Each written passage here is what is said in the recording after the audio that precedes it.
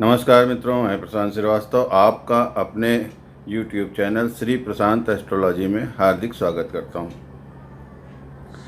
मित्रों, आज हम लोग जिस विषय पर बात करेंगे वह है अक्षय तृतीया। और अक्षय तृतीया के बारे में आप लोग कुछ जानते हो या न जानते हो, एक चीज़ सभी लोग जानते हैं कि अक्षय तृतीया के दिन सोना खरीदना चाहिए। ठीक है, लेकिन ऐसा कुछ है नहीं मित्रों। ये वैशाख महीने की शुक्ल पक्ष की 3 तारीख को अक्षय तृतीया कहते हैं। अक्षय तृतीया के दिन को बड़ा शुभ दिन माना जाता है और वास्तव में वो शुभ दिन होता भी है। अक्षय तृतीया तिथि बहुत अच्छी होती है, लेकिन फिर वही बात आती है जिस वजह से कि ज्योतिष को अंधविश्वास माना जाता है। अक्षय तृतीया का पूरा इस्तेमाल केवल कमाने के लिए किया गया कि सोना खरीद लो उस दिन ये नए कपड़े खरीद लो, जिससे कि इन सब चीज़ों की बिक्री बढ़ जाए।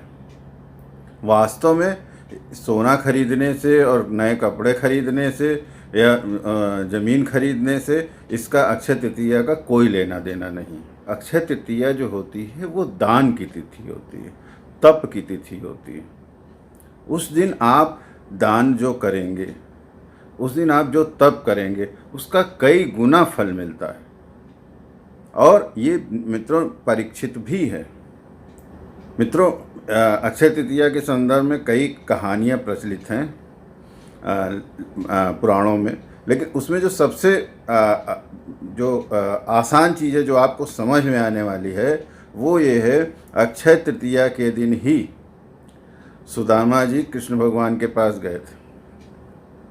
जब उनकी पत्नी ने बहुत ज़बरदस्ती की कि नहीं भाई, तुम्हारा बताते हो रोज़ रोज़ कि तुम्हारा मित्र जो है वो तो कृष्ण है और हम लोग यहाँ गरीबी में बिना खाए रह रहे हुए, जाओ उससे कुछ मदद लेके आओ। तो जब सुदामा जी गए कृष्ण भगवान के पास, तो कहा जाता है कि उस दिन जो तारीख थी वो अक्षय तृतीया ही थी। लेकिन यहाँ पे ध्यान देने योग्य बात यह है कि सुदामा जी भी जब गए कृष्ण भगवान के पास मांगने के लिए, तो वो भी अपने साथ अपने घर का जो उनके पास उपलब्ध था, मोटा अनाज ही सही, चावल, वो लेके गए उनके पास कि चलो हम उसको इतने दिन बाद जा रहे हैं, कम से कम कुछ देंगे। तो चाहे उनका स्वार्थ था, उनकी पत्नी का स्वार्थ था, लेकिन उसके साथ उन्होंने वहाँ पे अपनी मनोकामना को खाली हाथ ले जाके वहाँ कृष्ण भगवान के पास नहीं खड़े हुए।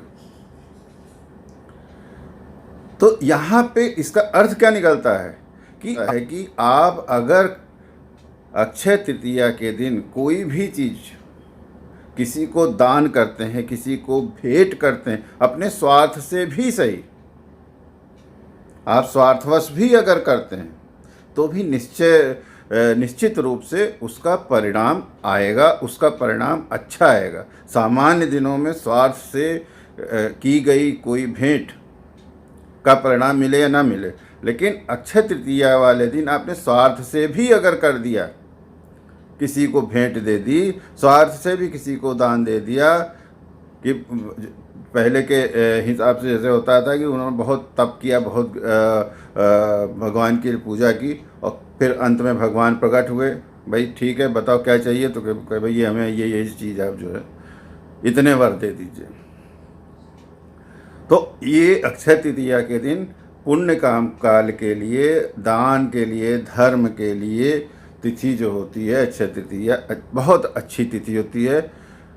दूसरी चीज़ इसके साथ अक्षय तृतीया के साथ जो जुड़ी हुई है, दूसरी जो एक कहानी जुड़ी हुई है, पहले के समय में धर्मदास नाम का एक वैश्य था।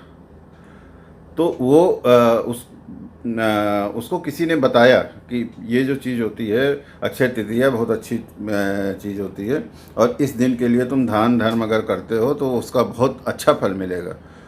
तो उसने क्या किया कि गंगा स्नान किया अक्षय तृतीया वाले दिन, और उस दिन जो है उसने बहुत सारे लोगों को बहुत दान किया, बहुत धर्म किया। और उसके बाद उसने हर साल ये जो है कार्यक्रम कर लिया। हर साल वो दान देता लोगों को, हर साल अक्षय तृतीया वाले दिन अपना जो कुछ भी होता था, जो कुछ भी मांग लेता था वो उसको दान कर देता था। ये क्रम उसने बहुत बीमार होने के बाद भी और बहुत वृद्ध हो गया तब भी ये क्रम उसने चालू रखा, दान देने वाला, अक्षय तृतीया वाला। तो उसके पुण्य से, उसके प्रताप से क्या हुआ कि अगला जो जन्म हुआ उसका, उसमें वो कुशावती एक राज्य था, वहाँ का राजा हुआ।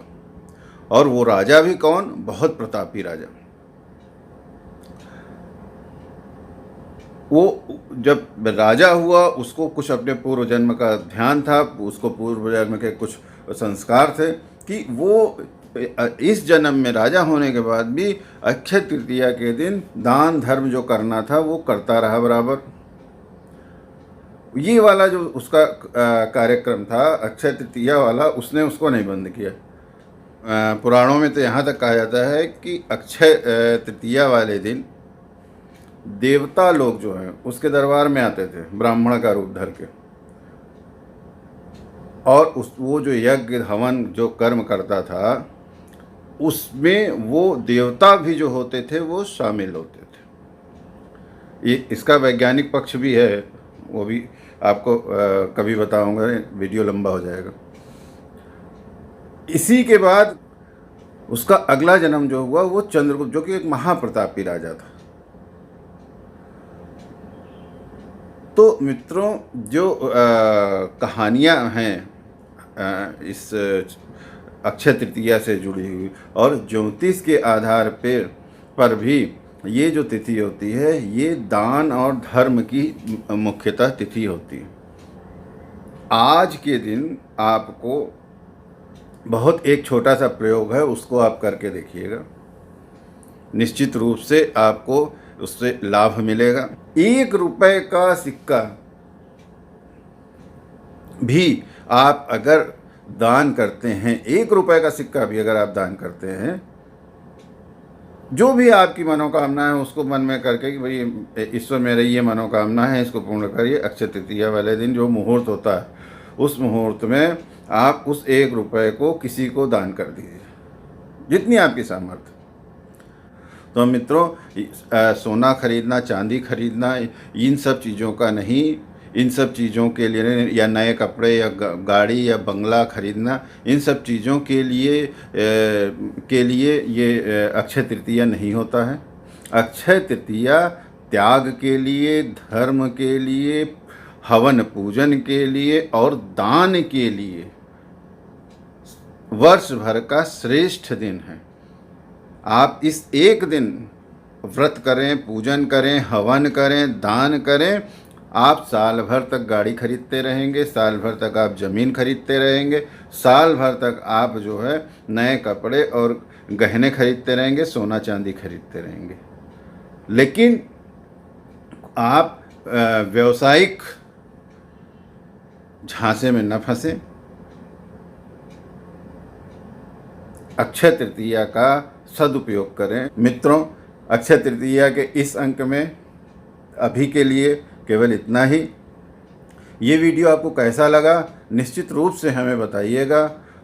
पुनः किसी नए विषय को लेकर आपके सामने फिर उपस्थित होऊंगा। तब तक के लिए आज्ञा दीजिए। नमस्कार।